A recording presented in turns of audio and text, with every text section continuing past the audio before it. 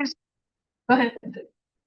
Hello, everyone. I call to order the regular Board of Education meeting on March 26, 2026 at 6:31 p.m. in the boardroom of Oak Park at River Forest High School. Please call the roll. Mr. Brisbane? Here. Dr. Odell? Here. Mr. Arkin? Here. Mr. Gertz? Here. Dr. Livingston? Here. Mr. Brandhurst? Here. Ms. Williams-Lee? Here. I move to enter closed session for the purpose of discussing the appointment, employment, compensation, discipline, performance, or dismissal of specific employee of the district or legal counsel for the district and independent contractors and specific volunteers, including hearing testimony on a complaint lodged against an employee or against legal counsel for the district to determine its validity. However, a meeting to consider an increase in compensation to a specific employee of a public body that is subject to the Local Government Wage Increase Transparency Act may not be closed and shall be open to the public and posted and held in accordance with this act.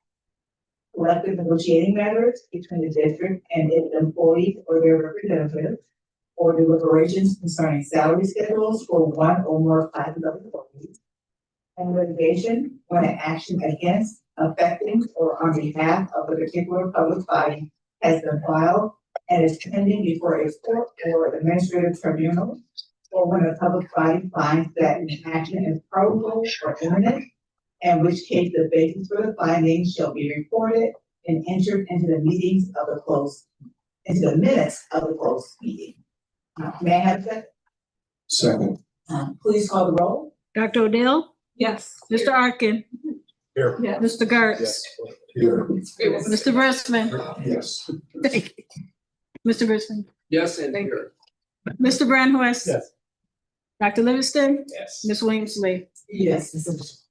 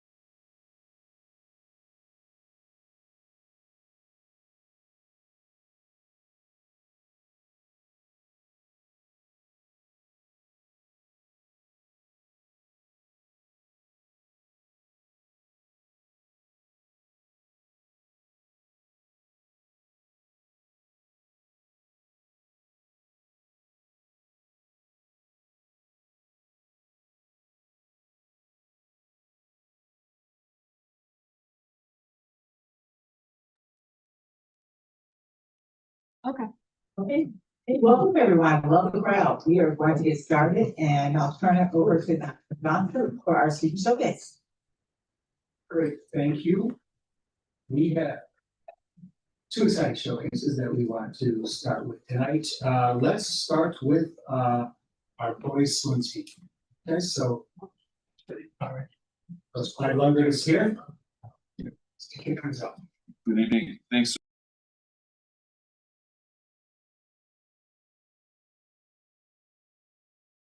For qualifiers for boys swim and dive, Francesco Canzano, Alfonso.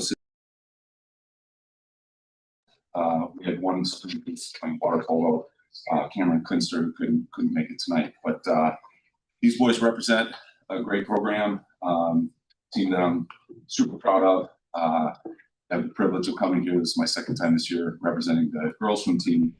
But I really am grateful for all that you all do to make what we do possible. And I think I'd be remiss if I didn't thank you for the facilities that are going in. Before I turn it over to Francesco to share a few words, I just want to say thank you so much. We got a tour of that space, the aquatics coaches, and it just looks spectacular. So I hope you all are as excited as we are to take occupancy this fall. So thanks so much. But let's turn it over to Fran for a few words, okay? Thank you. I just want to say in 8th grade, that was my first year swimming, and I could not be more glad that I chose this sport. The community that we have here is truly incredible. I feel like these are like a group of brothers. I've gotten so close with them. And I think it's a sport that also teaches a lot of discipline. You know, Coach Clyde is like almost like a father figure to us, and that he really teaches us a lot about like work ethic and getting close with these guys. So this was my first year making state, and that was a really big thing for me. Yeah, it was like a pretty big milestone, and I can't wait to see like what the new pool brings as we move into this new chapter and have more swimmers and more pool space. I think it's going to do a lot for the program. Thank you so much.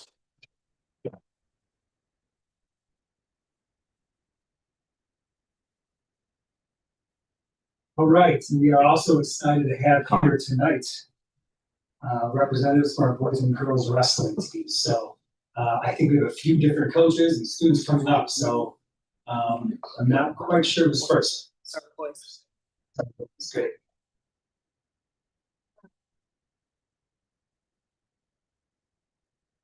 Hi, my name is Jason Renteria. I am honored to be the head coach of the boys wrestling team.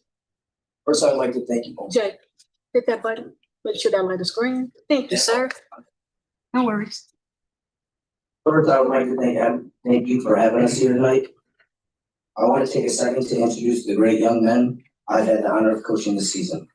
Alex Albrecht, Lucas Albrecht, Jamil Castleberry, Zachary Chasen, Alex Cohen, Landon Cohen, Brendan Collins, Ryan Ferris, Taylor Francis, Isaiah Gibson, Jeremiah Hernandez, Seth Gransky, Donovan Lopez, Jacob Macedo, Zach Machad, Liam Nikolakakis, Pierre Nelson, Aiden Noyes, David Ogunzania, Matthew Pinnell, MJ Rundell, Jack Skoglund, and Daniel Solano.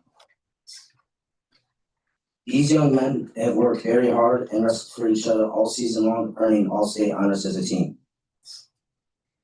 While we were in Bloomington for Team State, the Huskies found themselves in a very hard battle with the Barrington Broncos.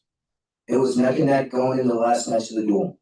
The score was 30-31, and the Huskies were trailing by 1. That's when it was time to send out senior captain Zev Kransky. We knew going into the last match that this was going to be a tall order for Zev. Zev previously wrestled this guy 34 times this season. I'm going to set the scene here for all of us. The match was very close. The match was very close, and Barrington was leading the match 4-2 the entire third period. As they got called back to the middle with 9 seconds left, Zev got in on a leg attack, and within 2 seconds left, 2 seconds left on the clock, he scored the winning takedown, winning 5-4. This gave the Huskies the win over. The comment to hold it. No. This gave the Huskies the win over Barrington with a score of 33-31, securing our first team trophy since 2019. I'm extremely proud of these young men. They have allowed themselves to step up and compete for something bigger than themselves individually and came back together to achieve something great together. I also want to congratulate some of these boys on their individual awards as well. Zach Kransky took 5th this year and secured All-State honors for the first time. I would also like to congratulate Zev on receiving the IWCOA Scholastic Wrestler of the Year. Zev is a great wrestler on the mat and an even better student off the mat. He will be attending John Hopkins this fall. David Ogunzanya and MJ Rendell took 3rd and both secured All-State honors for the second time. David is a senior and will be missed, but his next journey at Cornell will be amazing to watch. MJ will be returning for his senior year. Jameel Castleberry earned the title of state champion this year and secured his 3rd All-State honors. Some of our wrestlers have also committed to go to college. Isaiah Gibson will be playing football at Arnold University. AJ Noyes has committed to wrestle at Eau Claire in Wisconsin. Kier Nelson will be playing football at Whitewater. Jeremiah Hernandez will be attending the University of Indiana in Bloomington, majoring in data science. We are all very proud of their accomplishments this season and even more excited to see where the future will take them. Lastly, I want to thank the staff. They may not all be here tonight, but they all deserve recognition. Roberto Campos, Paul Collins, Josh Contreras, Joe Conway, Danny Harris, Kyle Kremler, Ross Oberlin, Jake Rundell, and Jamel Smart. They play such a crucial role in the success of the team, giving up any free time they have and giving it to the boys that will develop their craft in the sport. Thank you for letting me speak tonight on behalf of our team. Have a great evening.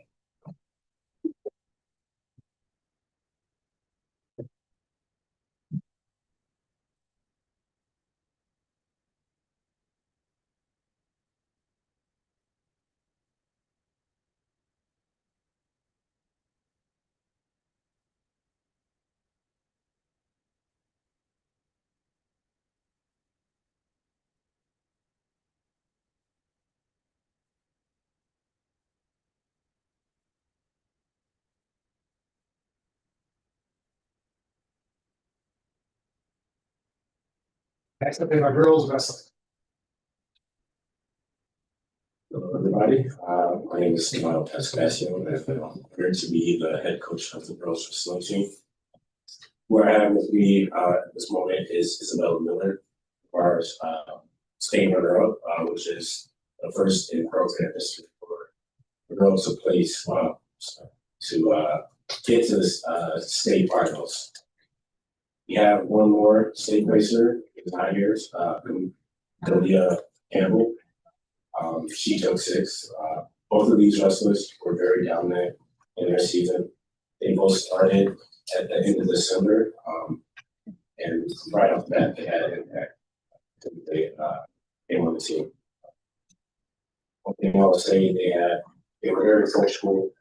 They were willing to learn, and they were also helping out their teammates a lot, and their teammates as well, helping out and supporting these to be able to be as great as they can be and have a dominant season.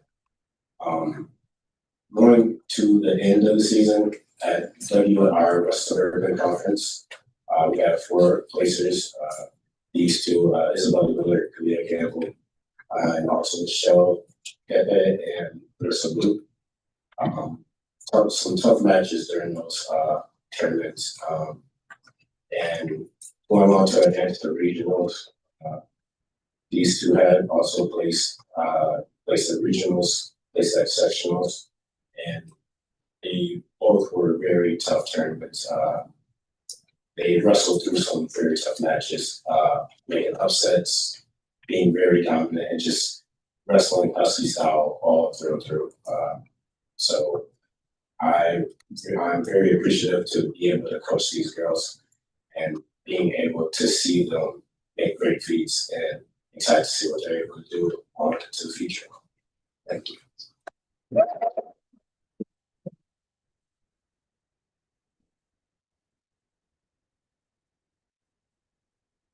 Okay, that's the end of our student showcase tonight. Congratulations, everybody. Let's go into our student council liaison report.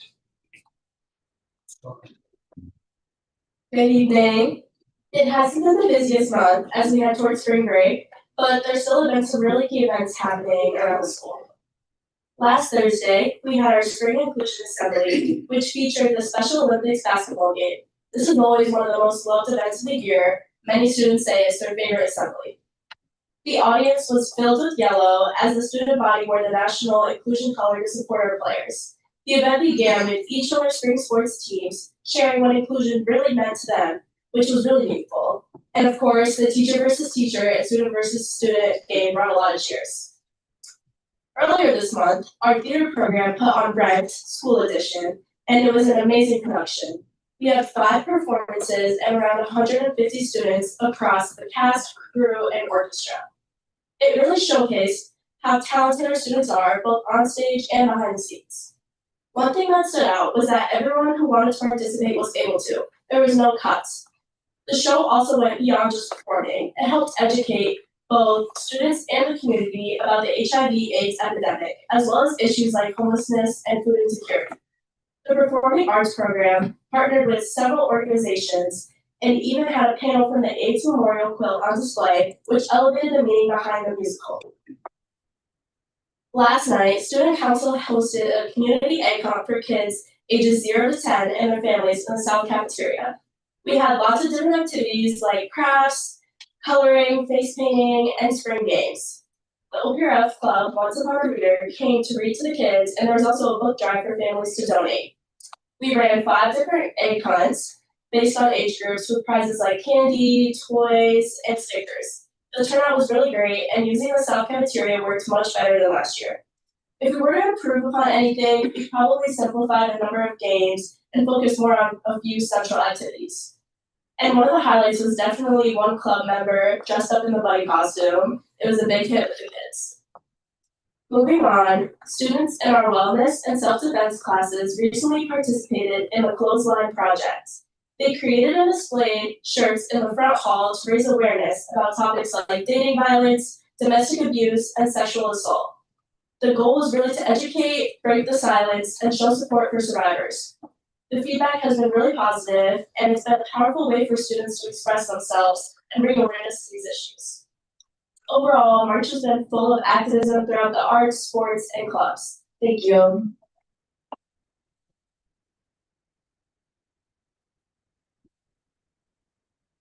Thank you, and I only have superintendent announcements. Excuse me.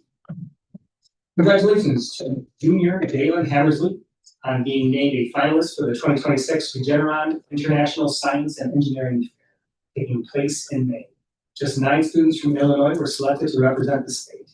Jalen was chosen for her research, showing that a natural substance from neem trees improved movement in fruit flies with a genetic mutation similar to Parkinson's disease. Kudos to our Special Olympics basketball blue team, which took 3rd place at the state tournament. In addition, Mikey Beaton and Jude Simkowski both won gold in their divisions in the baseline skills competition, and Liam Kirby took 3rd place in his division. Congratulations. Congratulations also to DECA Business Club members Seth Posta, Kieran Pauline, and Genevieve Stevens, who all had 1st place finishes at the state competition, earning them a spot at DECA Nationals in Atlanta in April. This year's conference was the largest in Illinois DECA history, with more than 3,000 students from schools across the state competing for a chance to advance to nationals. Congratulations to them as well. Kudos to Speech Club member Kieran Pauline, who placed 2nd in extemporaneous speaking at the Illini District Tournament last Saturday, earning a spot on the National Speech and Debate Association National Tournament in Richmond, Virginia in June. Only the top 3 competitors in each event qualify for nationals. And finally, congratulations to Gayatri Gadvi on winning the English Speaking Union's National Shakespeare Competition E-Branch North, earning her a spot in the national finals in New York City this April. As a branch winner, Gayatri will compete against 40 other regional champions from across the country. It's a relatively short list for March, but I'll tell you it's a pretty impressive list. So congratulations to all the students, and that concludes the superintendent's report. Thank you. And next we have, Ms. Evan Boyes. 9 requests, 7 resolved. Thank you. And now we're going to move on to our February recognition, or February recognitions, we're not so much, so thank you. So I'll turn it over to, go ahead, you started. Okay, so first, we would like to congratulate Anthony Romeo. Is he here tonight? Yes. Did I pronounce that correctly? Yeah, you're right. All right. That's very. And then he was selected as the Teacher of the Month. Here are some of the highlights from the nominations received for Anthony. Mr. Romeo is an energetic, supportive teacher who makes challenging classes fun, connects with students, offers guidance beyond academics, and creates a positive classroom environment that leaves a lasting impact. Congratulations again, Anthony. Is there anything you would like to share with us? No, I'm not usually one for speeches. It's from the, is it green? Is it green? It was green. It was just a little mic problem. Okay. Good. Okay, bring those. I love working here. It's been a blast. It's my 4th year here, and I'm planning on leaving anytime soon. I'd love to get a tell you about that. So, thank you for the support. That's good.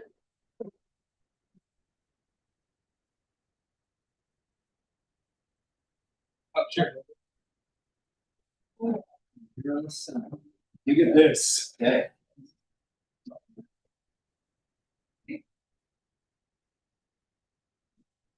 Congratulations.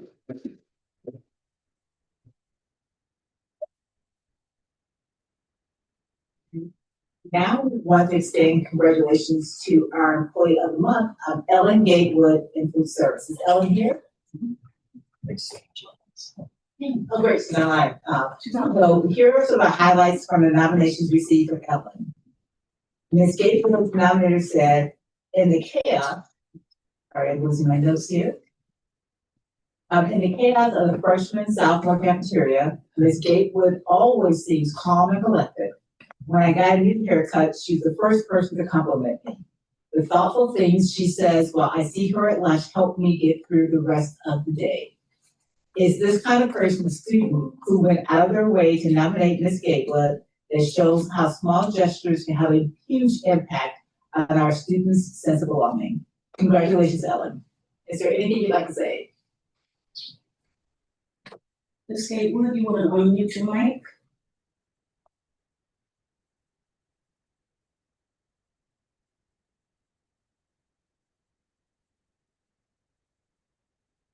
Ms. Gatewood?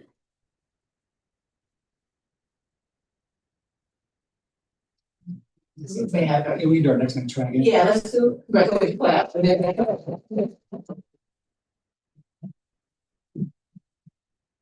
Right next to them. All right, now we'd like to extend congratulations to our volunteer of the month, Laura Huseby, Boyce Water Polo volunteer. Is Laura here?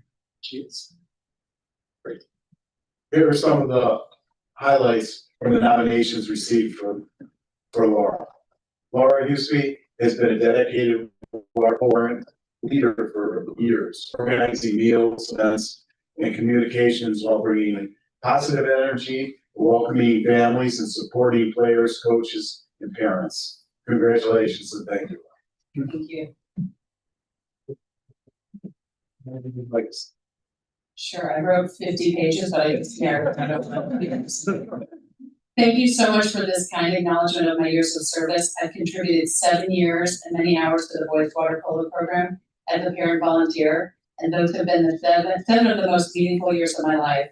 Meeting fellow parents of athletes, connecting with coaches and staff at OPRF, and supporting terrific groups of water polo players over these years has really enriched me personally.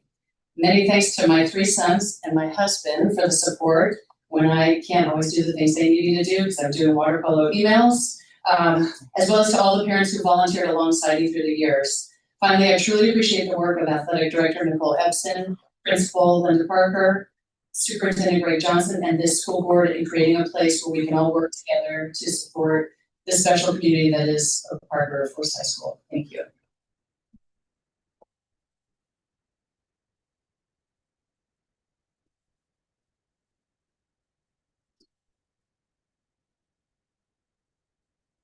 Well,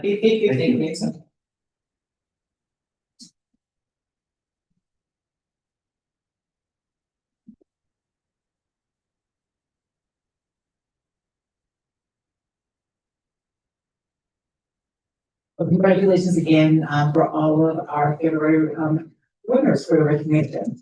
And now we want to, move on, to public comments.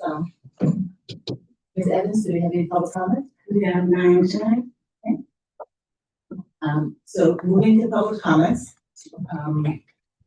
please limit public comments to, please limit public comments concerning matters within the jurisdiction of the Board of Education to 3 minutes. This section is not intended to be a dialogue with the Board of Education. The response time to any questions that require a response will be up to 2 weeks. And so we'll start with our first public comment. I will keep everyone to the time. We do need to make sure that we stay within that. So Ms. Evans, you can call the first public speaker. Our first speaker for tonight is Ms. Lisa Moulin.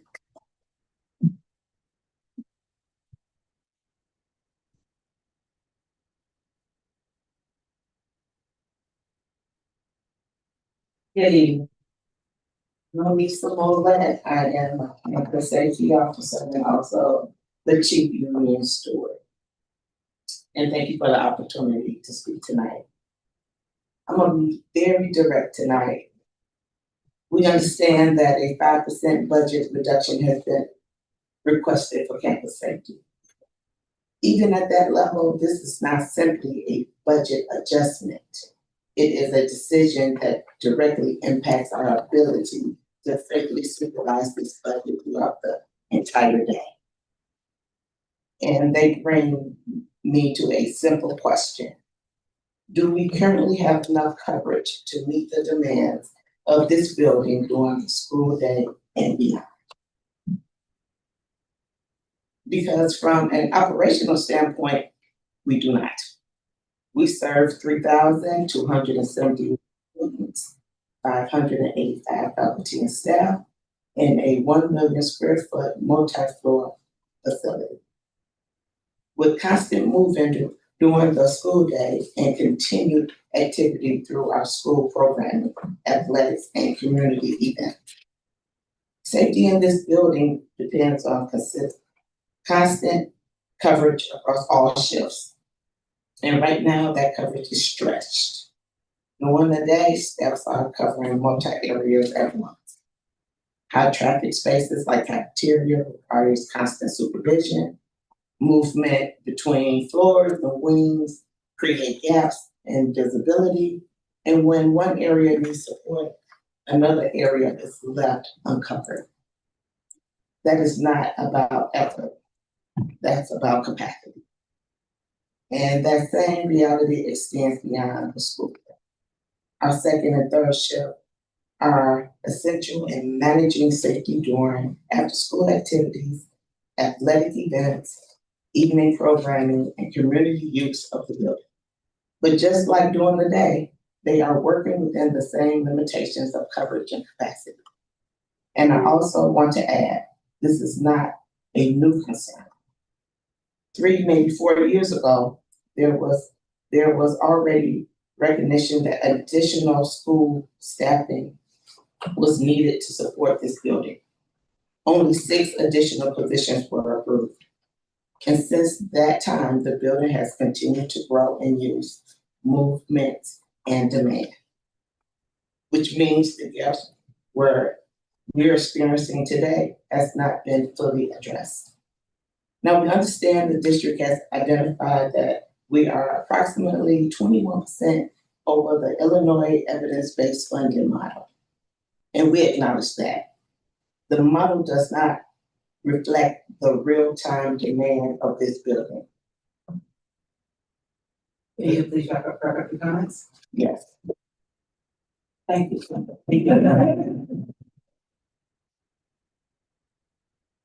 Thank you, Ms. Moulin. Our next speaker for tonight is Ms. Carol Blackshear.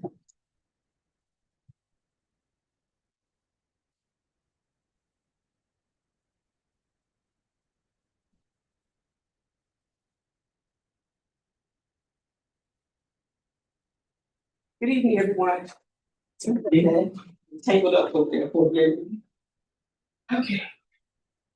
We're speaking today from the perspective of safety and support. Those of us in the building every day responsible for maintaining a safe and supportive environment for students, staff, and our community.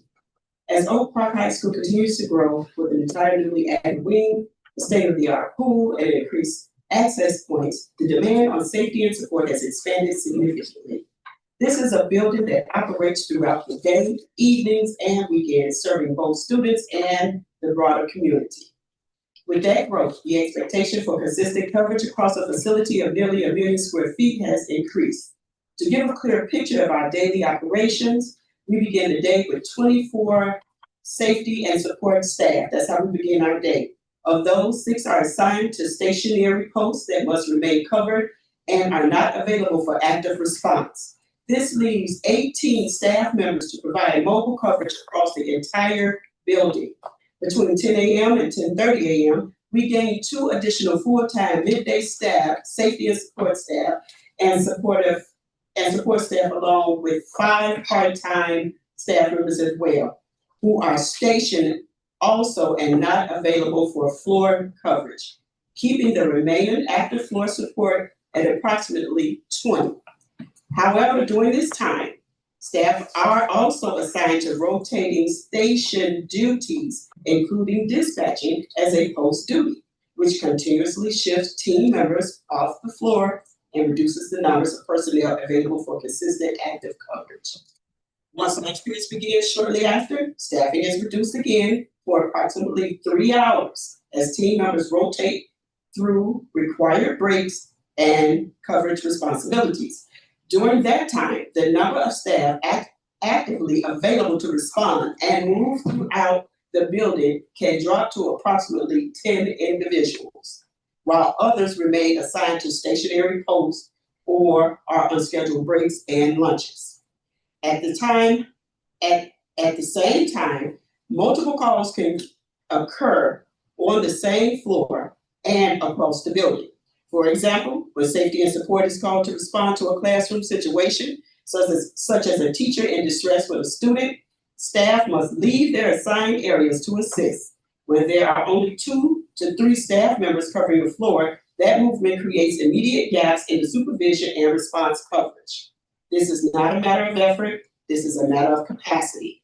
These conditions lead to delays in responding to physical incidents and sensitive altercations, unmonitored or under-monitored areas, and staff who are being stretched across multiple responsibilities at once. And when that happens, we shift from proactive safety to reactive response. We take pride in being a family-oriented presence in this building. Students know us, they trust us, and rely on us. But the current structure does not consistently support the level of coverage that we need in this building. Thank you. I appreciate it.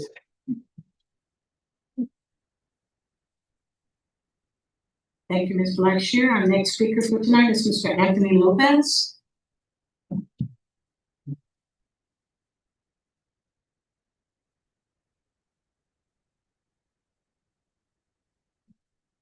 Hello, my name is Antonio Lopez, and I'm a safety support officer who works on our team's second shift from 2 p.m. to 10:30 p.m. Contrary to the belief of some, the task of maintaining the safety and security of the building does not end at 3:11 p.m. when the students are dismissed. It's literally a 24-hour operation. After school activities, athletic games and practices, and major events all fall under our responsibility and are performed at a base level of just 8 officers, only 3 of which stay past 8 p.m. That's about 2/3 less than the staff we have during the day. And because of this, we rely on the opportunities for overtime to be given to an earlier shift so we can adequately keep the event staffed and the building secure. Security during the evenings is a very fluid situation. Some nights we might only have a few dozen people, other nights we have crowds into the thousands. Because of the inconsistency of activity, we cannot depend on our regular number of officers to be able to maintain safety from night to night. Calling other officers in to help with events and games is absolutely necessary. And if the proposed budget cuts go into effect, you'll be spreading an already thin staff in the evenings even thinner, especially with an entirely new athletic wing that's set to open in the fall. an area that will not only be hosting school activities, but also activities from the Park District and other outside groups.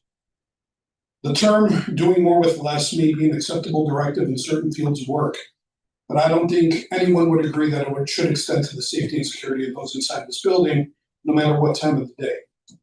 Cutting back on things like overtime staffing or the hiring of more staffing in general will only have a negative impact when it comes to protecting students and parents alike. The safety and security of every person on school grounds is of the utmost importance to everybody on this team. For the betterment of the faculty, the students, and the community at large, we ask that you please don't make any compromises to everyone's safety, because there is indeed strength in numbers. Thank you.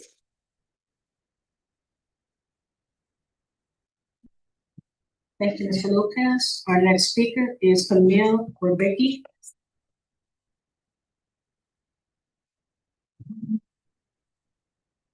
Good evening, members of the board, administration, and fellow parents. My name is Camille, and I'm the school's overnight safety officer and frequently work our overtime events. We are here tonight to discuss the 5% budget cut to our department, which will impact the overtime budget as well. A document often viewed as a series of numbers and spreadsheets, in this case 5%.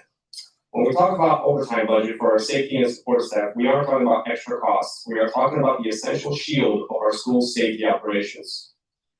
Is there a price for safety? For not just our children, but for all the members of the community and staff during our overtime events. The school is an open campus essentially from 3 to 11, during events outdoors and in. And our presence is what keeps things in check and provides the barrier of safety, the only barrier. Overtime isn't optional. Cutting into our overtime budget doesn't just save money, it creates a gap in our children's safety net and all others in the building. As mentioned previously, security isn't a 7 to 3 job. Emergencies don't check the clock, and our school events often run on top of each other throughout the building and outdoors. Consistency matters. When we cut overtime or any into our budget, we are forced to leave posts unmanned. We cannot be in multiple places at once with a campus of this size. Openings and safety invite chaos and will be taken advantage of in my experience. Our support staff are more than just employees. They are mentors, guides. They are the trusted adults who notice things that others don't. Things students, administration, teachers, visitors don't have to worry about, giving them the sense of safety and peace of mind that we provide. That overtime ensures we are fairly compensated for the extra hours we pour into this community. This isn't just about being fiscally responsible. We are being morally responsible. We are telling everyone here that our presence and vigilance are worth every penny. In conclusion, a school is only as strong as the people who keep it standing. Let's not ask our staff to do more with less when more involves the safety and well-being of our children. I urge the board to maintain the current overtime budget and overall budget and do not reduce it for our safety and support team. Let's invest in the peace of mind that comes with a fully staffed, fully supported school. In today's world, trying to save 5% on paper may end up costing a lot more. I ask everyone here, is 5% worth gambling on the safety of our school? I know my answer. Thank you for your time.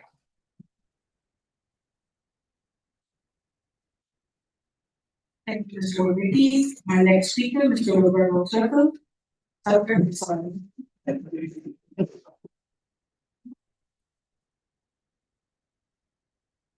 Good evening, everyone. Thank you for having us here. My fellow comrades pretty much said it all tonight. There's nothing more I can really add. But I challenge you to look at this twice. These employees you have here actually care about this building and this school. We've grown together as a family, with the staff, with the students, and the families and the community. So we need you to take a second, a third, and a fourth look at everything that's going on. Safety cannot be compromised. We risk it all every single day. Every single day. To keep every employee safe, keep every student safe. So I'm not going to be long-winded with it, but I'm going to charge it to your heart to look at it the way it should be looked at. Thank you for having us here. We appreciate you guys. And this is my security family.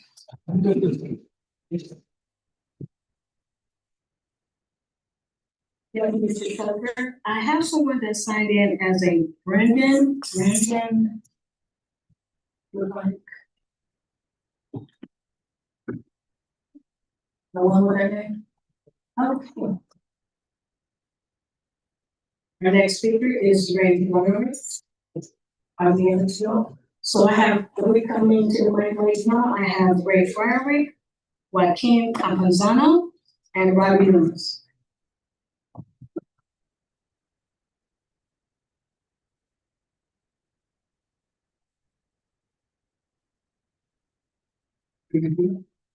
We are students to provide a quick update on the progress with our SNAP Pathway program.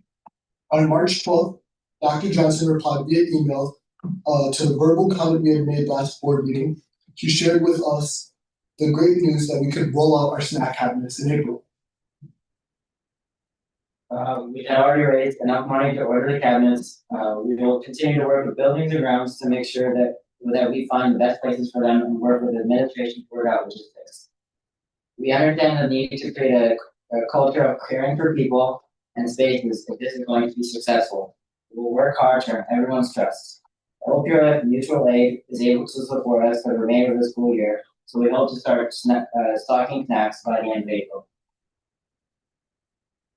Regarding next year, when President Williams-Lee met with us in February, she said the next step was for the administration to work with us to write and submit a proposal.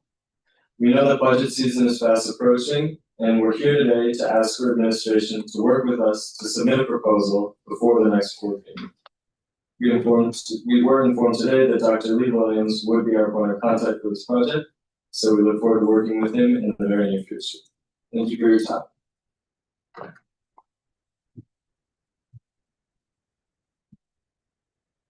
Ms. Williams-Lee, that concludes tonight's public comments. Thank you all for coming and for your comments. All right.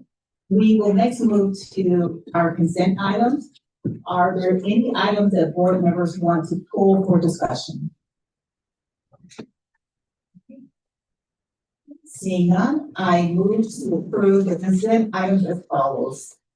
A, approval of the open and closed meeting minutes for the February 26th, 2026 and March 12th, 2026, and a declaration that the audio tapes of the closed session minutes of May 2024 be destroyed. B, approval of personnel recommendations, including new hires, assignment changes, and leave of absence. C, approval of the renewal of the Illinois High School Association, IHSA, membership for the 2026-2027 school year. D, approval of the proposed revisions and additions to the behavior education plan for the 2026-27 school year that were approved by and brought forth from the Culture, Climate, and Behavior Committee. E, approval of the Hyatt Regency Chicago contract for prom 2027 at a minimum cost of $72,000. F, approval of a contract extension with First Student for Special Education Transportation Services at a 4% increase for the 2026-27 school year. G, approval of the January 2026 Treasurer's Report as presented. H, approval of the January 2026 Finance Report as presented. And I, approval of the February 2026 and March 2026 checks disbursements and financial resolutions, including the payroll resolutions for April 2026. May I have a second? Second. Ms. Evans, please call the roll. Mr. Grandhouse, Yes. Mr. Gertz, Yes. Dr. Livingston, Yes. Dr. Odell, Yes. Mr. Briskman, Yes. Mr. Arkin, Yes. and Ms. Williams-Lee. Yes. Next up, under our action item, I have approval of the resolution authorizing non-reemployment of a teacher hired under a temporary contract. And may I have a second? Second. Discussion or questions? Ms. Evans, please call the roll. Mr. Gertz, Yes. Dr. Livingston, Mr. Briskman, Yes. Mr. Arkin, Yes. Dr. Odell, Yes. Mr. Grandhouse, Yes. and Ms. Williams-Lee. Yes. And that concludes our action items. And so now we are moving into our board governance. And we want to start with just updates from our district, community, and state reports. I will start with the IGO report. So I just sent out a summary as I typically do. One of the speakers at our recent IGO meeting was discussing the Community First project. And this is an initiative that was started about a year ago. And it falls under the community of congregations, but the idea is they're maintaining Community First at about 6 locations around Oak Park, including one in Austin. And they have volunteers who do the cleaning, the stocking, they work to get food donated and meals donated and keep those going. And a request that has come up from that group is whether or not District 200 would be able to help support financially the work that they do. And the request is for $2,500. So what I have shared with the group is I will bring it back to our group, and given our focus on students and the work we do here at the high school, I don't know that a cash contribution is something that we could do. We discussed it, but also there could be in-kind opportunities for this, for this group. And there may also even be opportunities with some connection with the students being students. Is something that we can explore. But I wanted to raise that and just, see any thoughts or questions or comments about that. Agree with that? Okay. Yeah, I think that I would be amenable to, using our periodicals and updates as a way to present opportunities for students to volunteer, assist in the community, that kind of engagement. But I don't see a cash contribution being the most prudent thing right now. Yeah. Thanks, Josh. Others, any other thoughts? Because they are always in need of volunteers, so I do see that's an opportunity. And D97 does a lot of food drives for them, so they're always going to collect food as well. So maybe some of our student organizations could be interested in helping out with that.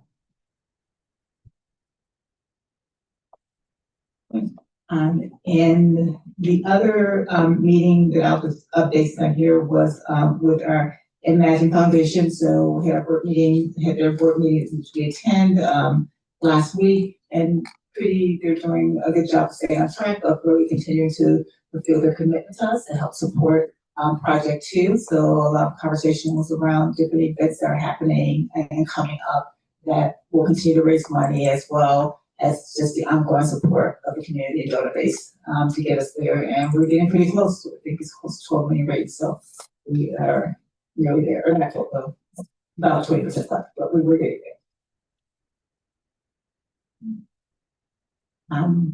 What about CFC? Any updates or? No updates. We haven't had a CFC meeting since the previous. Okay. CCB, culture, content, behavior. And I got that update from the behavior plan, but didn't know there's anything else down there, Tim, that you want to add. Sure. We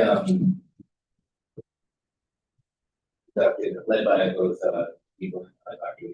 and different range for the review of IASB discipline series, for agreements, racial equity protocol, OPR class school expulsion flow chart.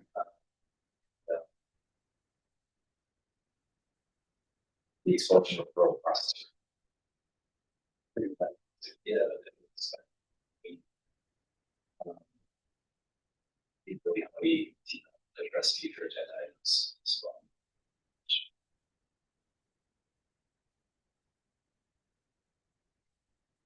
Thanks. Any updates for Apple? Not since the last time we met. Okay. Apple, Apollo's will be having its annual Mother's Day flower sale for fundraising opportunities. So I think that tomorrow's the last day for students to sign up. So a portion of those proceeds go to help students fund their own trips and travel for the arts. But as we get closer, I'll share the information regarding the Flower Day sale and where to go to buy your Brother's Day flowers. Thanks. For the other committees, any other updates? And then Timothy for the Forest Community. No, no new updates since last time we got. And Fred, Yep, two. So facilities committee met on Tuesday. And basically two pieces of subject matter. Project 2, which we had a report from Gilbane. Some of us took a tour through the current status of Project 2. Has every board member gone through it at this point? Yes. Has everybody had a tour? Okay, so it was we were the last two. Kathleen and I were the last two to go through it on Tuesday, which it's really impressive in terms of what is how much work will be done between now and then. They are talking about substantial completion by August 18th, but he's trying to pull that back to get it to the original July 30th. Yeah. The end of July. And so there's different, there's obviously factors and variables that would go into that. But my general feeling of both the architects and the contractor Gilbane is they're on top of it, and they're doing a good job, and it will be done. It will be delivered on time and budget.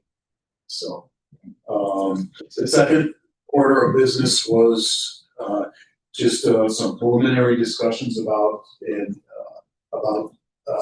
Act 3, which is the third project that the Imagine plan, and that they have some they have their conceptual design. They're going to be ready sometime in April to hand it over to Gilbane for Gilbane will come up with pricing, and then we should be able to be in a position for us to make a decision sometime in June, by June. So that's kind of where the timeline is on that. But we'll go through the same process like we did with Project 2 in terms of there'll be a presentation of conceptual design and we have the conceptual design, the schematic design, and then we'll look at what the costs are, and then we'll have to talk about funding options, etc. Thank you. The second meeting that I attended was last Friday, which was the Scholarship Foundation. I'm thrilled to report that there's somewhere about 130, 140 scholarships that have been applied for and have been awarded, and those will be, that all comes to fruition on April 29th, which will be the date of the donors reception, which will be in the South cafeteria at 6 o'clock, followed by the honored convocation in the auditorium at 7 o'clock. So put that on your schedules. April 29th is really kind of a program to be. There are two new board members that were elected. I'm not sure if we're ready to publish the names yet, but just to let us know that new board members. And then there are two new scholarships also that are in the pipeline. One is Ellen Pulaski Memorial Scholarship, and if I could read this, if I can get it there. And then, this is in honor in memory of the young man who enjoyed, auto technology and auto mechanics, and, that scholarship will be in that area. Is that Hank Souter that you're talking about? No, Alex Polaski, Pulaski. And then the other one is Rasmussen Ensemble Award, which is being awarded to students not necessarily who might have a lead role in acting, but maybe be doing things more behind the scenes or having a minimal role, but are dedicated to theater. Thanks, Ray. That's a good idea. I know a lot of kids who do like stage crew. Right. Are very focused, so that's really good. Community council.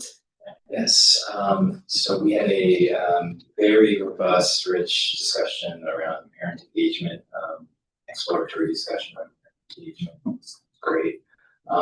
Again, Dr. Williams is keeping busy after hours. He did great guiding that conversation, even assigned homework. But it was really a very promising discussion. Is there anyone we missed? Oh, any collab? Jonathan, to any other?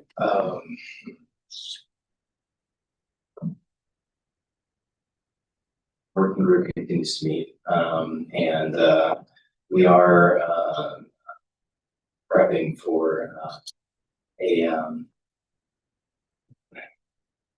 delegation to be sent to Springfield in May to advocate and lobby on behalf of Oak Forest early childhood education. So that's exciting. I was gonna also add, we are working on, I don't know if it was discussed recently, but it's good for the board and folks to know, we're working on renewing, updating a day sharing agreement with the class. So I would say I'll be bringing that to the board. April, May is probably the limit for that. Thanks. Yeah.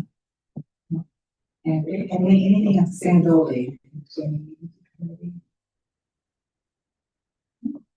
Well, that's it for our updates, and Graham, thank you for the message about the atlas. I know you updated that with the most recent org charts, and then we will be adding the calendar that we talked about at our last meeting of what our board agenda meeting, kind of typical board meeting. I think Greg's now, so we'll see that. Yeah, I forgot to I owe to Graham. I was gonna say. Okay. And now we will go to our future agenda items, and just have a handout that's going around.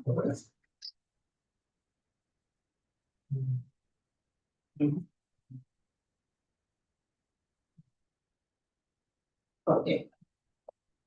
I'm just sharing out in wake of the last board meetings conversation. This is a list of topics that have been brought up over the past school year. And so I'm just gonna list them, and there's maybe a few questions. This is just an exercise just to kind of take stock of where we're at and where we have some remaining questions, looking for a little bit of direction. So first, transit exclusion that was discussed back in September. We had conversations about where to put this once we get through the school year and have a few more details in place. We anticipate that coming later this school year or the latest early June. Open it up, and that was just a board conversation about that topic. So that's that. CTE programming was discussed, and I'm going to talk about this one a little bit more than maybe some of the others. CTE programming is something that Jonathan has expressed a significant interest in over the past few years. And this was a robust conversation also at a community council meeting in November. And so after that conversation, it was like, okay, what's our next step? And we wanted to make sure that we had Dr. Hester's presentation last week before we took that next step with this work. You saw that our pathways work was one of the three pillars that Dr. Hester really highlighted during that presentation. And we anticipate a little bit more, kind of leaning into this in our next conversation, in May, when Dr. Esther comes forward, as well. So we anticipate that coming there, and if that needs a standalone separate piece independent of that, I'd like to hold on making a decision until we see that, kind of, deeper look down the road. That's my suggestion. Jonathan, that's pretty much up to date, yeah? Yes. Okay, next one is extracurricular programming. This is one that Mr. Brisbane had brought up a while back. I think in September when it first was named, but it was initially flagged as a question last April when we brought our stipends to the board for discussion. And so we were doing some work behind the scenes on this report and data analysis and all this work. So Graham and I have been going back and forth. We are bringing that stipend report to this board next month. And so we anticipate, being able to kind of showcase and dive into that at that point. So you see the TBDs on there as far as the exact date. That was as of those kind of back and forth conversations with Graham. However, the board is going to get more information next month. So, fair summary? Yeah.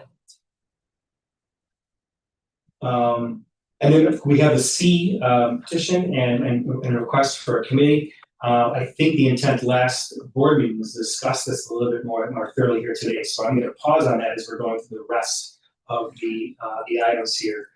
We have 2 items here from September that actually I think our MT needs a little more guidance on these to see where we're at. We have just general safety updates. So this was specific to the doors for that, and the other was remote tutoring options. And so, I'd like to open those up, and then I'll leave that. And maybe Josh, So I raised those, there was a lot of press and publicity around the way that doors were treated with bathrooms.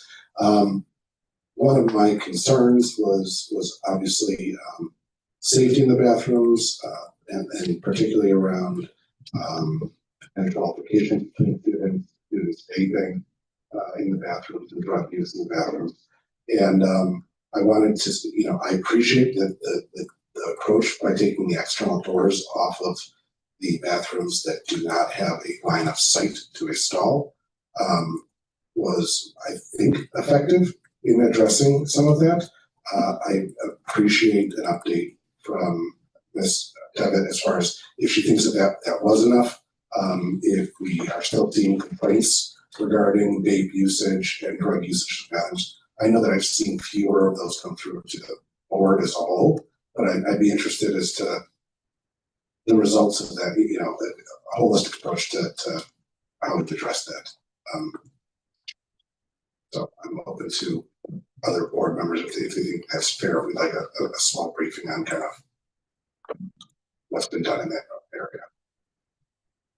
Gotcha. When I looked at that one as well, I mean, it was probably maybe a year ago, maybe a little bit less, that said it came to sort of give a more a kind of safety update of generally what was happening. I think something like that would be a good update for the board. It's something that should, I think that it's not a bad idea in general to have a safety update. But yeah, especially whether we think that initiative was effective in curbing that behavior.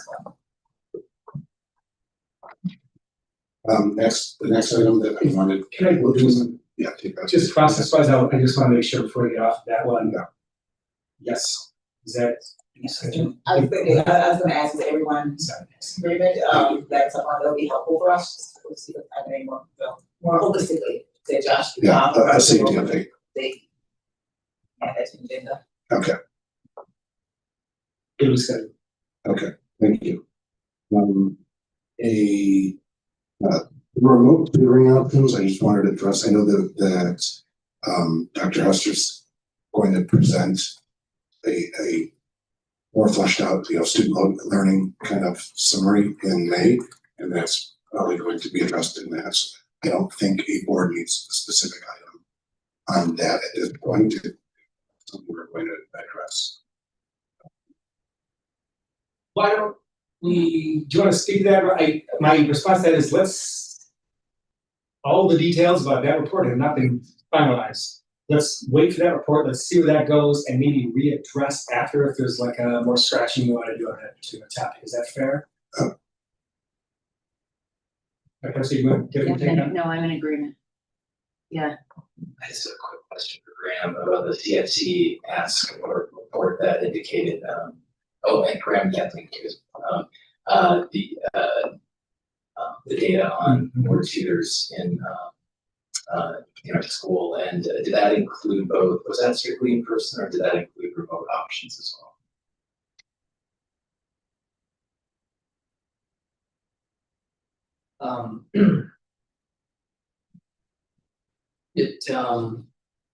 It points to research that really highlights the value and importance of in-school tutoring provided by certified staff. So it's during the daytime. So it doesn't necessarily address remote tutoring per se. What I would suggest is that there's some dovetailing be allowed to occur because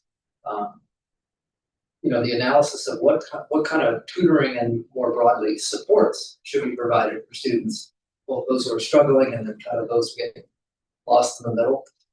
I believe that a lot of this will start to come together around the time of Dr. Hester's May presentation. Because also, due to the quirk in the CSC schedule where we went from January to now April between meetings, the full CFC is getting its first chance to look at and discuss the EBF sub-team report on this, that includes this topic of tutoring. So that will occur in April. And then there's already been some pre-wiring done about that with the administration. I think the picture of this will come a lot clearer around May, once Dr. Hester presents it. And also, frankly, after the CFC gets to hear this discussion of this report, the intention is for that report, referring to the EDF sub-team report, will then get circulated to this larger board. So, as far as remote tutoring, like, I think that the work that we have, one of the driving factors, I like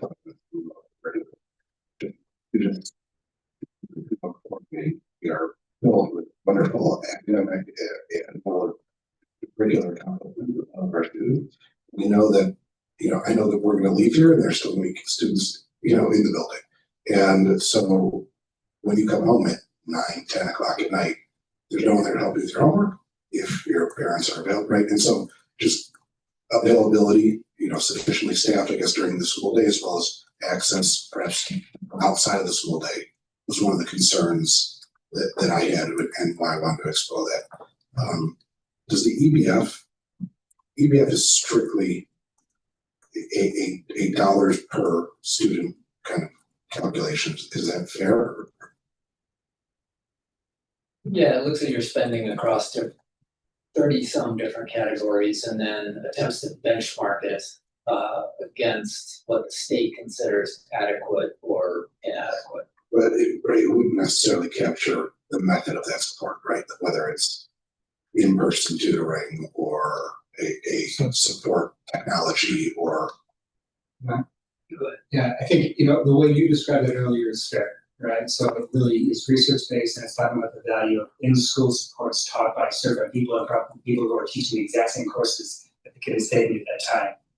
For all sorts of reasons, right? Relationships to exact content line, knowledge to know exactly what the kids are at this moment. And the reason I wanted to speak up right now is I think it is fair and right to hold on this type of a topic until we do have this report coming in May. But I also want to take a moment here to kind of set a realistic expectation for that report in May as well, right? There were a lot of questions that were brought by the board. It would be hit mark that there should have been, and there was a lot of engagement. It was great to see. There are those three main areas that we're going to be talking about during that report, right? We're talking about academic achievement, we're talking about the school environment, we're talking about those pathways. And, going a little bit more in depth with the future direction on those three things is really gonna be the thrust of that information. The idea is that that will tee up, in some ways, conversations that we're gonna have early the next school year to help identify those areas that you all really want to monitor, to really kind of focus on, in board reports or whatever throughout that next school year. And so I don't want the board members to leave today thinking that meeting in May is gonna be some sort of in-depth look at tutoring in specific, something that granular, right? That's not really what it is. It is kind of setting this direction going forward based off of this preliminary learning report that Dr. Hester shared last time. So the purpose of me sharing that is just to kind of put the conversation right now in the right kind of overall frame. Does that sync with the board, or what questions do you have after that? I think that makes sense, and in a similar vein, my reference to the EVF sub-team report, should also be noted, is not really about tutoring per se, but it's rather the question of, I think our big picture objectives, we want to try to address the opportunity gap to the extent we can, and also make our honors for all programs as successful as possible. And those are really then, what are your biggest levers to try to affect those things? And it really comes down to a question of resources. And so what the EBF sum-team report identifies is actually a multitude of levers, but two of the largest are tutoring, as I described it a minute ago, and then also instructional coaching. And so I think to acknowledge what you said, Dr. Johnson, it's true. I think by May there's going to be movement of the tectonic plates closer together in this big picture. But it's fair to we shouldn't be expecting some kind of final granular definitive thing from Dr. Hester. The one other thing I'll say is everything I've described, I think in no way negates the merit of your interest in specifically the topic of remote tutoring. I would say it's going to be an add-on to those plates coming together, and I don't mean to imply that we're in some way, negating or dismissing that topic of how to support kids remotely as well. No, I know Dr. Hester works in a to be on remote tutoring, but I guess I would be shocked if we couldn't identify ways that we can improve, and so I'd be shocked if we came back and said that we have adequate supports across the board. There's nothing to do. And so I think that I would just like this to be explored as one of perhaps several opportunities to narrow that gap as well as provide adequate support for students.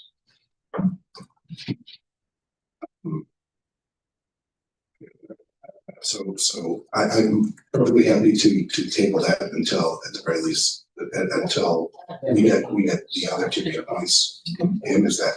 Yeah, that's great. Thanks, Josh. And then the last one, teachers' use of AI. Greg, do you need more direction on it? Do you want me to explain a little bit kind of what I was thinking? That would help me a lot. So this is a new technology that we are all coming to terms with and learning how to use. We were just talking before the meeting about what we're using in our jobs. I think that a lot of our policies around AI usage has been mainly directed towards students, and perhaps our fears of students not learning and maybe using AI as an agent just to complete work, right?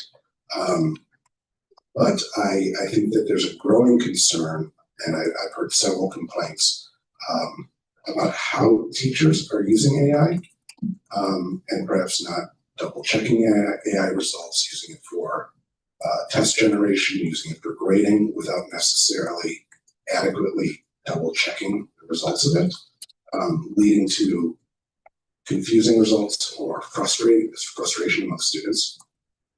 And so I would like, my idea is that we'd like to discuss some sort of direction for tighten up, I guess, direction on whether it's how division heads instruct teachers on how to use AI, or also as to like how we regulate it at the staff level, at the faculty level. Yeah. So I think there's merit to adding to the. I just remember this came up. Tim, I don't believe you proposed this as a future agenda item, but I do recall you, I'm pretty sure it was you, made a suggestion in one meeting about an AI literacy course for students. And I think it really was that you? In the same way that we have a financial literacy course, a similar sort of analogous thought around AI. And I think it behooves us to think about how we are addressing AI literacy, because it's not just a student issue, it's a staff teacher issue as well. But what is our sort of our holistic, for lack of a better word, approach to AI literacy in our community? And what does that look like? Well, is that fair? Greg, maybe you can speak to this. My recollection is Dr. Hester gave us a presentation, I want to say in December or January, about our new AI policy. We were rolling out that policy fully in the fall. I think we did our first professional development in, I want to say in January. So that it's a pretty comprehensive AI policy and approach that, you know, it's really, it involves training all of our teachers, it involves a mindset, it involves what can and can't happen in the classroom. I think it goes to what you mentioned about division heads. Do you want to amplify, Greg or Dr. Hester? I think that's exactly right. Do you want to speak to this more, Dr. Hester? I think, yeah, this one up. This one up. Yeah. Thanks.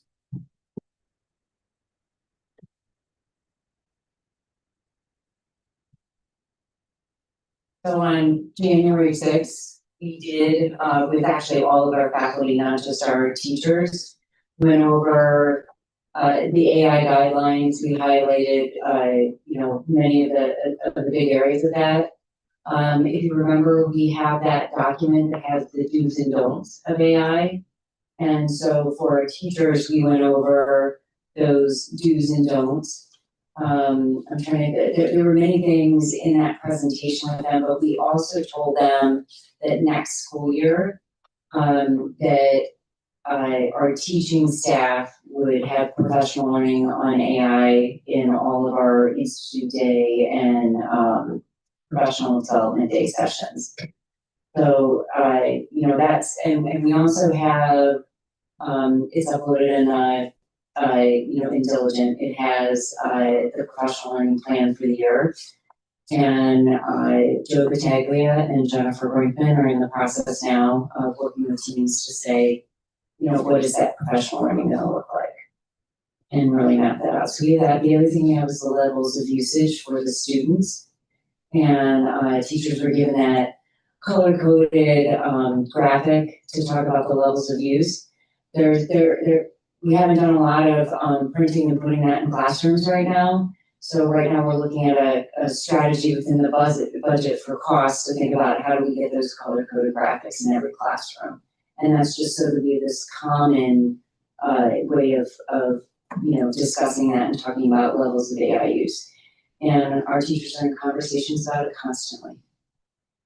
We also had sessions on March 17th as well. So I don't disagree, and I think that, you know, I didn't raise this necessarily as a point of criticism as to how we are rolling out our AI policy. I was trying to identify that, and maybe the complaints that I've heard are few and far between, and they're not indicative of the average student experience. But I guess there's training, and then there's how do we make sure that is how the teachers are using it, right? I can tell you until you're blue in the face to do something, but you know, how do I monitor that? Maybe we don't know how to monitor that, right? But I think that it's a valid, I think it's a valuable exercise to explore because, you know, Dr. Johnson, you and I were talking offhand. I said, you know, how much time do you spend writing a paper, right? And then you know, your teacher grades it, and they have their comments and whatever, and you're waiting for that feedback, right? And that's energizing. And what if that's all manufactured? What does that do to the student experience? Right? It's entirely deflating.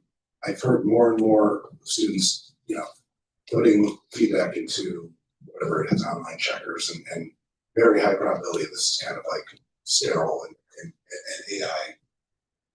AI reproduction, right? So that's what I'd like to explore, is just to make sure that we are finding ways to monitor teacher usage, that they're double checking that their work, and that they are, I think it can be a tremendous tool to be more effective in developing larger coursework. So, how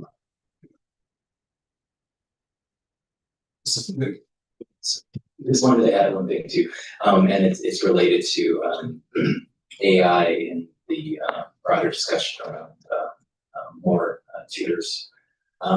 Is there currently part of the orientation AI literacy suite that you're working on? Is there any language about that articulates why AI should not be a proxy for an in-school tutor?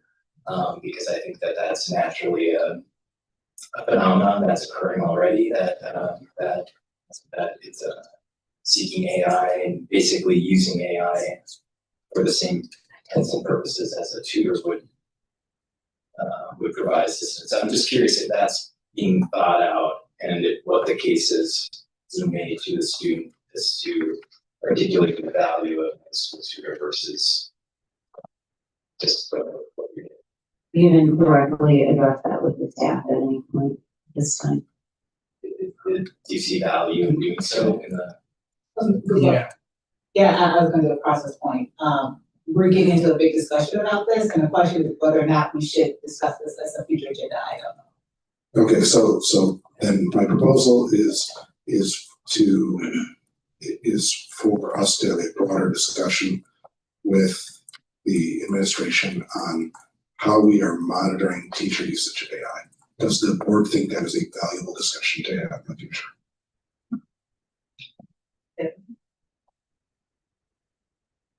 I would say I appreciate the broader discussion. I'm not sure monitoring, like learning how internal monitoring processes work. I would seek clarity from the other board members about whether that's within scope for us or whether that's more of an operational issue. I agree with that. What I would be interested in is a really comprehensive report from the administration next fall after all of these AI rules and procedures have been rolled out. I would really like to know how that's going and how it's been received and what is new in the classroom. And so an AI, all things AI deep dive is what I would support. Josh, I just feel like the individual teachers' use of AI is such a small component of what the board's focus should be on. Right. Yeah, no, I think we have to make sure that we keep this at a board level and not get too deep into what is really the bailiwick of the administration. And but yes, I would like to have that discussion at the 30,000. So what Tim described. The what? In terms of what Tim described, the broader discussion about yes, how things are being. Yeah, at a general level, we don't need to get into the minutia, but I mean, I think a report from the staff and a broad discussion is totally appropriate. And just to be clear, I'm not suggesting a new or different agenda item request. What I'm suggesting is that, to me, that should be a vital component of our curriculum instruction suite of presentations that we're expecting at the start of next school year. To me, it's part and parcel of our approach to the curriculum instruction. So I think it's something that is already coming our way. And if it's not, then tell us that, because I will make a new agenda item request. Right, let's come to that point. One of the things that we'll do after hearing Dr. Hess's report is we'll decide what do we want to monitor and what reports we want to contest. So we'll have that discussion on that support as well. I would like to say though that I think part of what resonates with the specific request and why I personally feel a deep uneasiness with how quickly AI has become integrated into every part of what we're doing, and I'm concerned that we're not applying the proper dose of urgency and really getting up in front of a lot of this stuff. And I assume that is that part of the nature of it being a more urgent. Yeah, right, it's more than just teachers use, but that was the focus point, I guess, of my agenda item. It sounds like I do not have majority support to carry that agenda item from what I'm hearing, in which case I'm okay with removing it if I do not have majority support. If we're going by the process that we discussed recently, that's my understanding of the process currently. So if I do not have majority support at this moment, that is removed from the future agenda items. I just wanted to make that help Graham, so for sure. Yeah, I'm a little confused. You're gonna have to recap what is the choice that I'm being asked to say yes or no to here? That's my lost. You support the board requesting to have a discussion with the administration about teacher use of AI. For me, it's one of those things that would be, the fellow board member felt strongly about it. I wouldn't be opposed to leaving it on. You count me as a neutral. See where your votes are. Right. So I would need 4 though to carry. And I would say where my head is that I don't see a need for us to go down to a level of detail from what I'm hearing from the conversation so far about this. I think going back to the other comments about something that's more broadly about how we have an AI policy that's been straightforward. How's that being implemented? How's that being executed? What learning is happening? How is that working in the school? Is more of where my head is versus specifically how individual teachers or how teachers might be using it. I'm curious, are they following the policy that we agree provides guidelines and structure for use of AI? I see that as separate from a very specific focus on what are we doing, in the detail with teachers about AI. I just want to know how our AI policy operates from a school standpoint. Is it doing what we expect it to do? So I'm just trying to, because we discussed process very specifically recently. I need 4 to carry at this moment. I'm hearing Jonathan as a yes. I am a yes. I'm hearing a neutral from Graham. Right. I do not have 4 to carry. Is that a fair description of that? Okay. So at this point, then we would remove it from the future agenda items. And then if someone wants to propose something different or related at a future meeting to add to future agenda items, then that would be the way we go about it. Is that how, from a process perspective, how we are all understanding this? That's how I'm understanding it. That's everybody else. I think we're all on the same page. So that I'm just trying to be very clear here. Okay, so then I would say remove it. It doesn't carry.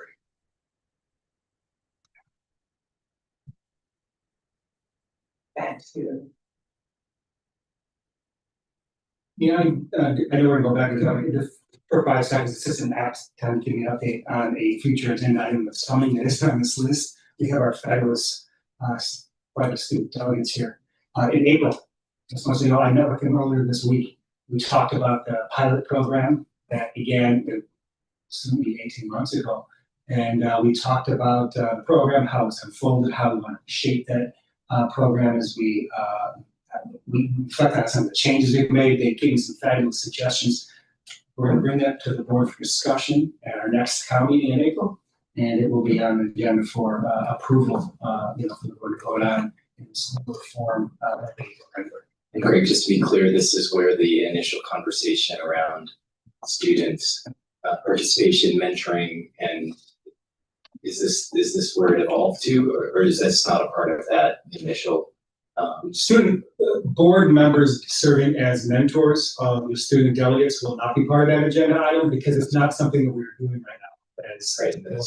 I was just wondering if that's. And so, but if that is something that could be an apt time to discuss that right after that presentation and see what their thoughts are, I guess, if they want to go, but because that's not a current practice, I don't have it there.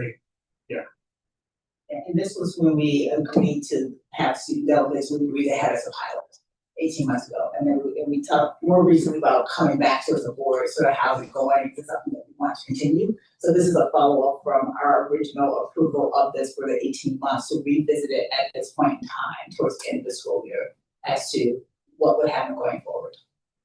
Because this so far is not a kind of ongoing or permanent part of our board process. We want to see how it will work first.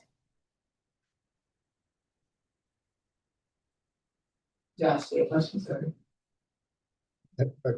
So 18 months ago, we discussed whether or not we wanted to have board mentorship of. Oh, no, just the student delegate program broadly. Like, did we want to have student delegates on the board? Oh. And we decided to do a pilot.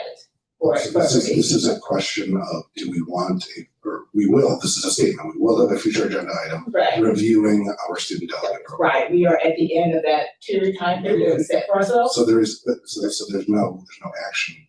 No, this would be great. Let us know what's coming. What action will, let's take it back, action will be There's no action for the consensus for the board to give tonight, tonight, right?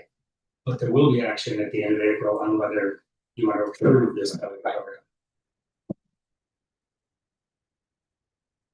Clarification. My request to go back for a second to the future agenda item regarding safety updates. So I just didn't want to miss the opportunity to remind ourselves that we had one of our board goals under the academic achievement and school environment section was to develop, the text of it is to develop an enhanced understanding of student perceptions of safety. So I think I just want to flag that I think it may be an opportunity using that agenda item that we talked about, a kind of overall report on safety issues. And maybe we could get something on perceptions, and that would help us advance that board goal as well to make sure that we're hearing about that. Who are the two board members assigned to that call? Could Tim and I. You two? Yeah. Thank you. Thank you for thinking that, like that's a good reminder.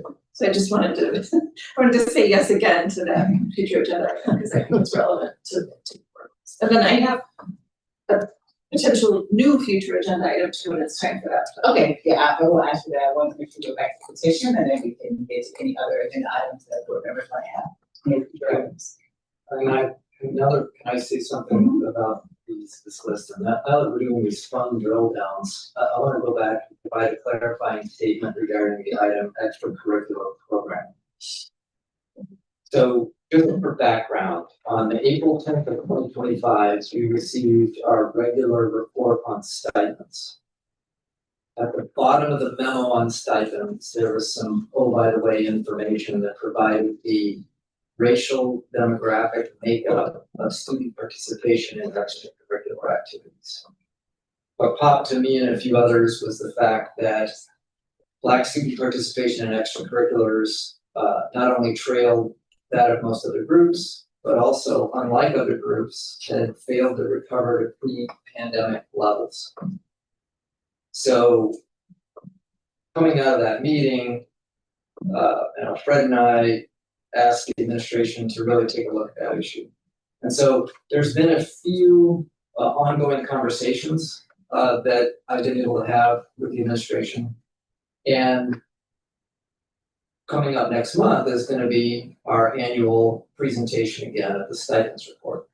My request of the administration has been to elevate this issue of demographic composition of kids who participate in extracurriculars and be able to articulate tactics and strategies that the administration is pursuing and will pursue in order to address that participation gap for Black students.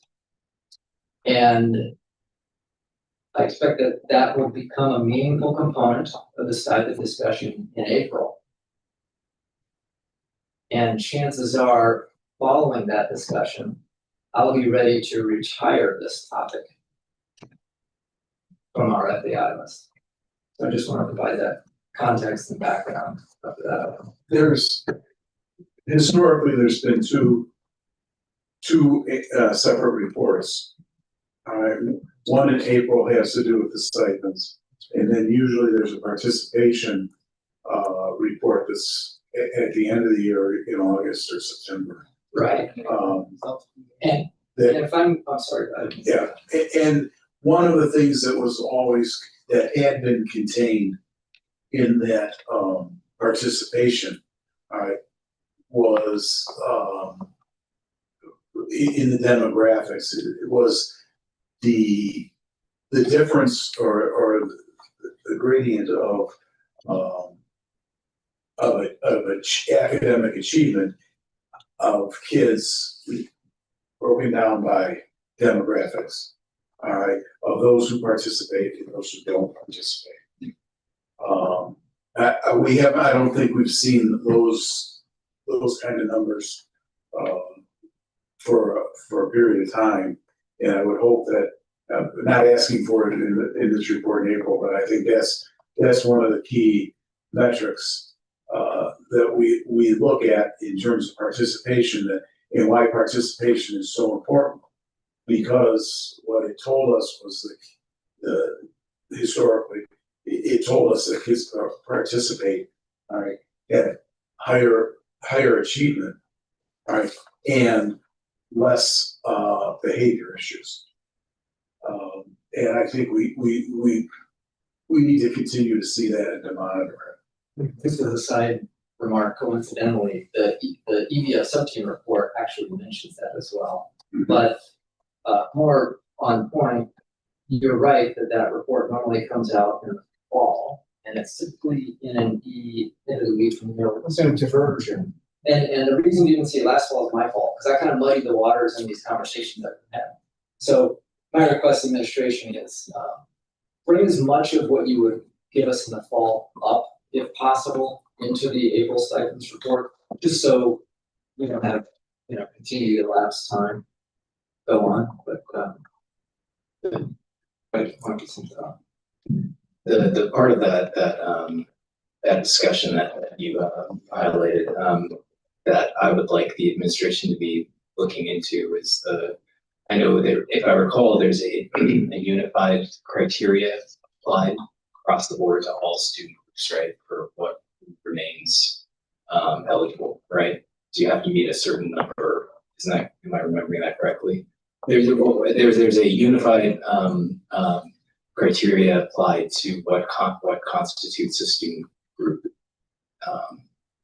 being able to continue to exist, right? Gotcha. Yeah, and so does that make sense to have a unified criteria when we have such different numbers and demographics in our school, and we clearly have a need for more? I think I found it. Yeah. And I just want to pause for a moment to remind our wonderful student delegates that it's after 9 p.m. You do not have to stay if you don't wish to, but just wanted to put that reminder out there. The 9 p.m. cutoff time was something we discussed earlier this week.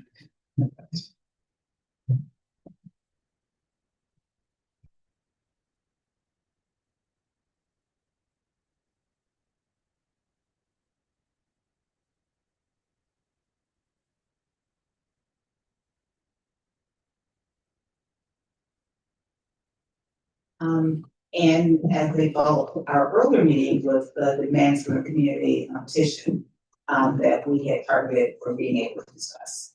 And so I just want to open up the discussion. Since I brought it up, open this up, that, back in, was it September? Mm-hmm. There was this petition by the C group who brought it to us, and basically they were asking two things in the petition.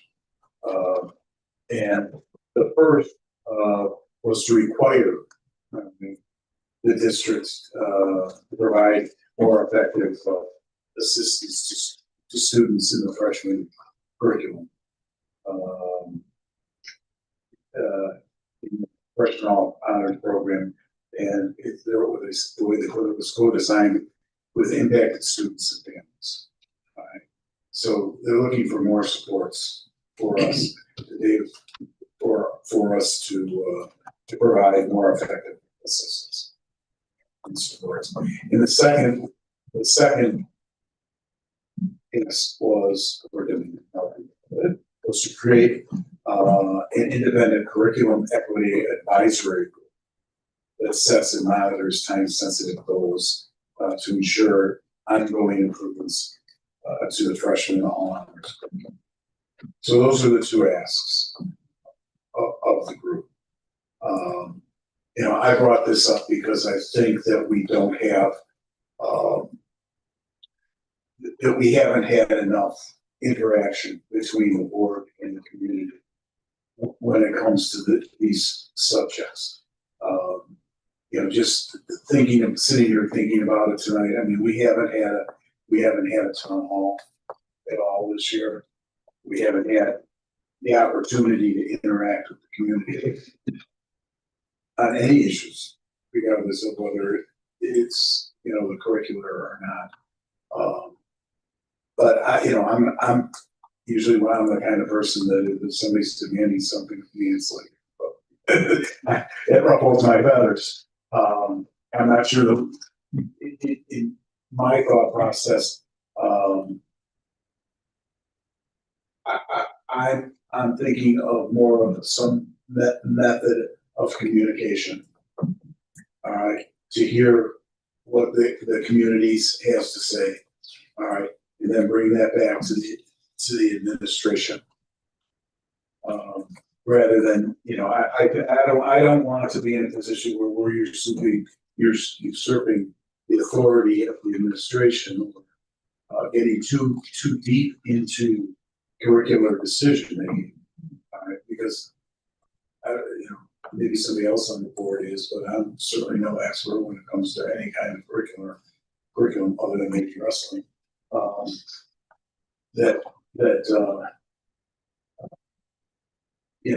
So I just don't think we should be getting too deep into more than what we already do. But I think there's got to be a way to have some kind of a conversation with the community, whether that's on a regular basis, about the issues that they're seeing, to bring those back then to the administration. And that's why I thought this was valuable to talk about. So this conversation, especially around the second part about requesting a community led committee to give feedback to the administration. I know that it is there's been language around curriculum, but there's also been language around tethering the ask to our strategic plan priority number 1 of attaining racial equity. And so I think we've had several conversations about what looking at it from that perspective, and how we already have existing committees that are clearly tethered to other strategic plan priorities. Is there a space to create a new committee with the intents, serve the purposes of an additional meaningful feedback mechanism or from parents and some community members? But I have found the impression that this really was an ask that's primarily for parent feedback. I mean, I'm all for that. I think that there's definitely a path forward to create that type of committee. And I think we've certainly, after having several conversations with folks involved in the initial ask, it doesn't, the curricular aspect is not a deal breaker. I think it's really more about the alignment with the strategic plan priority number 1, and the desire to have more feedback, structured feedback, and to apply that process in the same way that we might apply, one of our board committees like CFC. Let's see. I think it's certainly interesting to look at potentially as a intended or not as a blueprint for what this group might look like with what we just experienced with the most recent community council meeting. I thought that was it was parent-led discussion, facilitated by Dr. Williams, and it was fantastic. It was great. So I think we're already intended or not playing with a potential boilerplate for what that could look like going forward. I'd be curious your take on that, Greg, because you were there at the meeting. It was having that structured conversation around parent feedback was huge. And if there's a way to emulate that sort of that model and apply to this ask, I think there's a lot of potential there. Just a clarification. We're still just determining whether that item of community petition remains on this list, right? We're not attempting to process the issue, are we? Yeah, no, we're not. I mean, discussion is whether it should be on the list, but what I also want to say is that what I hear coming up is another item, future agenda item, because if I don't have it in front of me, I should have pulled it up. If I look at just the C petition, they did not ask for this kind of committee you're talking about, John. I mean, you were inferring from that, but I did not see that. What I saw was an ask for curriculum. And so I just want us to be focused on what did the petition ask for, and is that something that we want to have for discussion or not? The whole idea of, do we need another committee that connects to our racial equity goal, and do we need something with parents?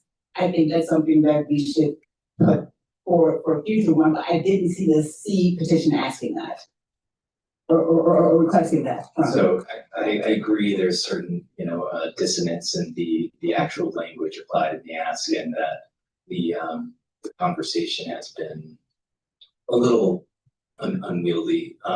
So I'm all for requesting a future agenda based exactly on what. So like a family engagement, right, in terms of like equity and family and community from that perspective. Yes, primarily parents, parent engagement group that is and with very clear connective tissue to getting feedback around our strategic plan priority number 1. And for me, that's different than what I read in the petition. So that's why I just wanted to bring it up and just see this area. I mean, something different, but that's just when I read it. What I read was that's very specific curriculum committee, which I do not support. To Greg's question now, I think that last board meeting, we had this conversation around whether or not to go forward with a board discussion of this item.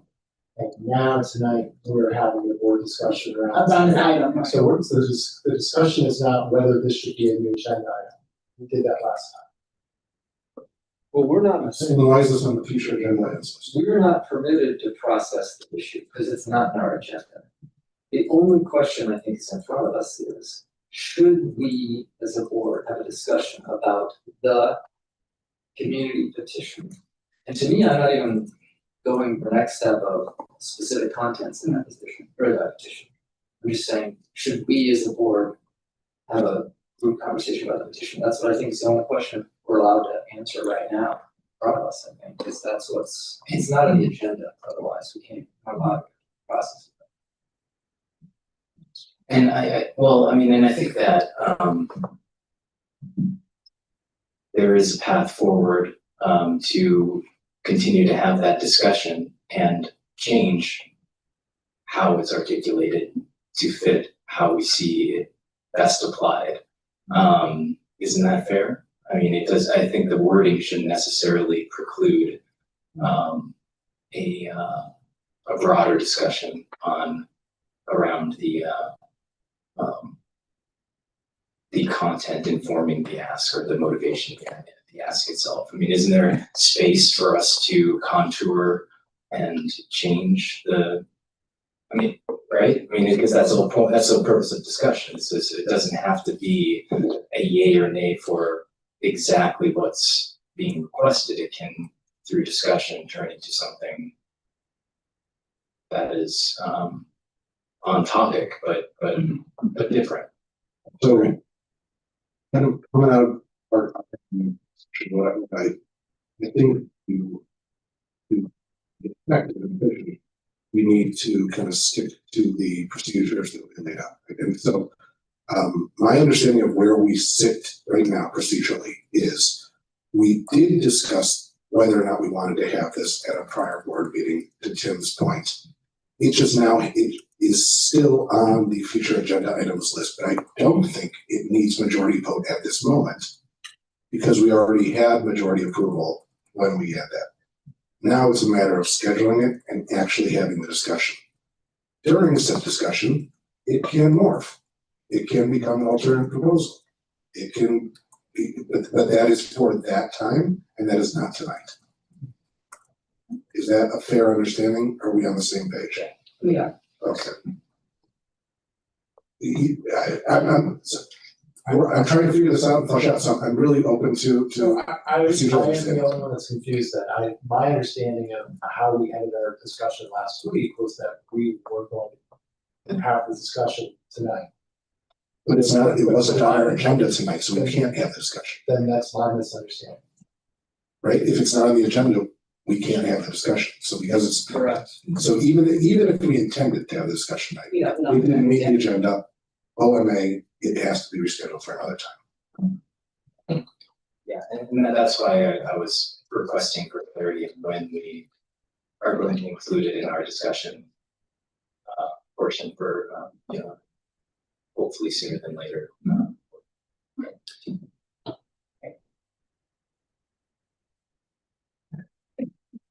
If the board has a sense of when they want that to be, maybe for sake of clarity, it would be good to just name it.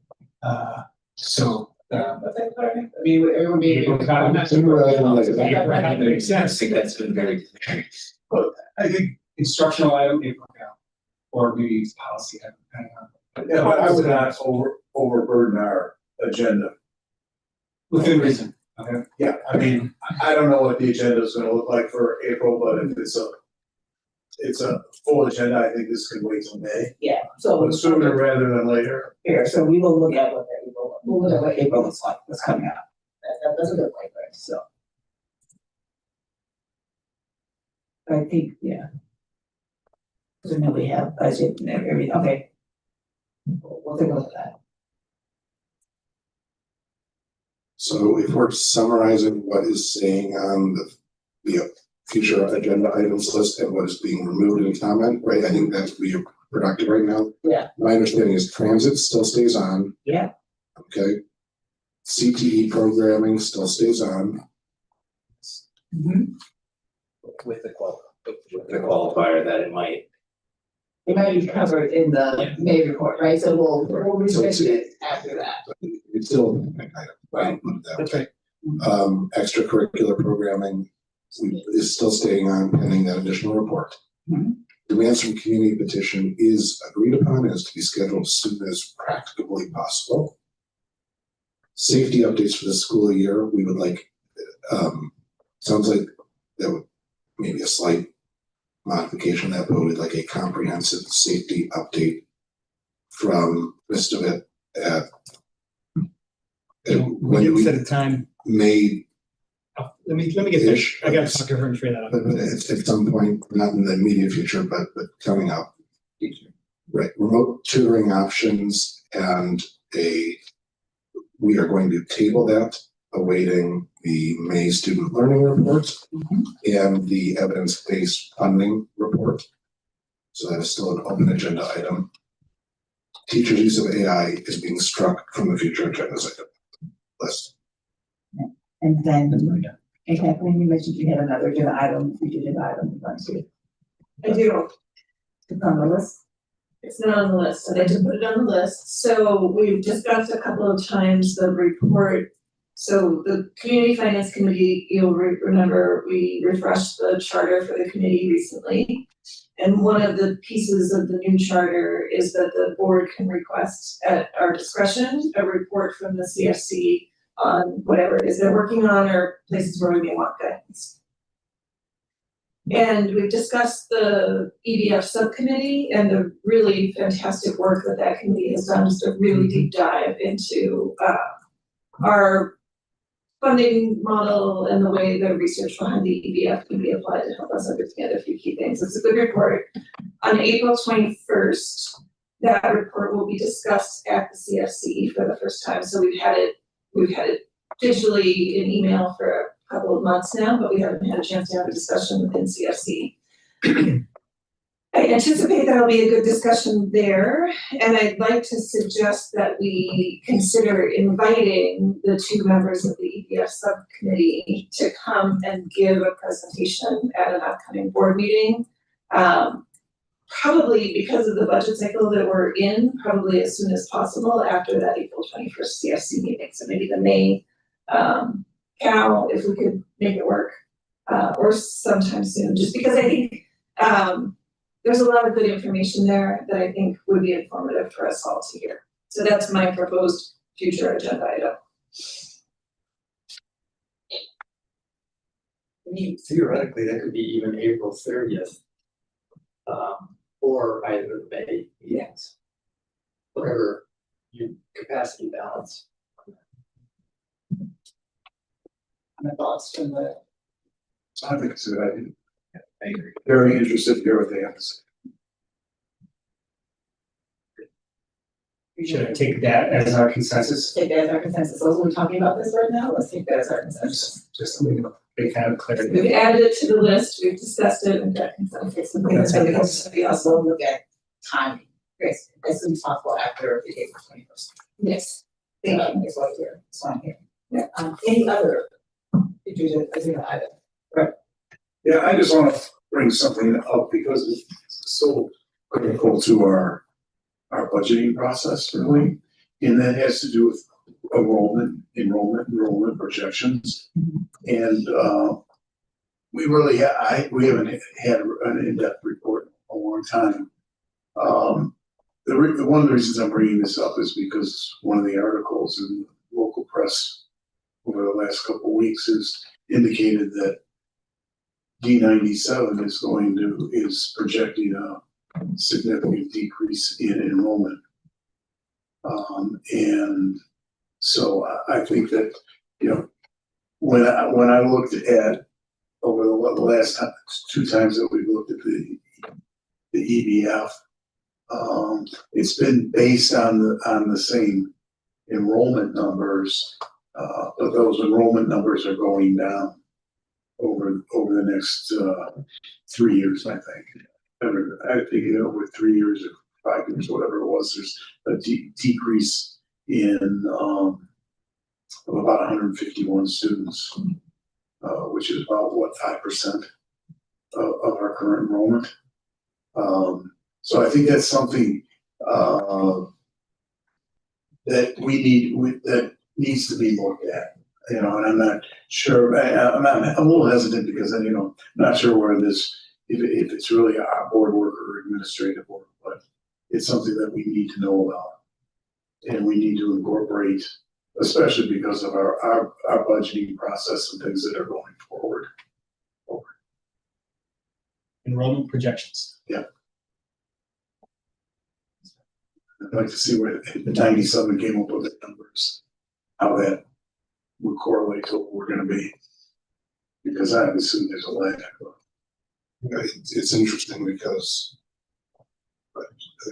we had a few Act 3 presentations, and one of the big drivers behind the Act 3 spaces is because a perceived increase and focus in the arts, and the fact that 200 is kind of a magnet for the arts in many ways. Mm-hmm. And so, I know we have an early reference rate. One of the things that was discussed was just overall general declining birth rate, right? And that impacting the pipeline of students. Curious as to, maybe the elementary schools are different than the high school because we anticipate influx and attraction, at older levels too. It's an interesting discussion. I don't know how we consider the factors and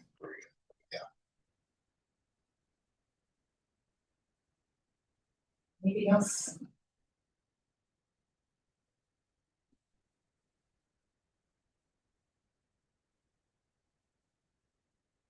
You need? I have clarity, thank you. Well, enough clarity. And now, that clarity. I briefly move to adjourn at 9:33 p.m. May I have a second? All those in favor say aye? All right. Aye.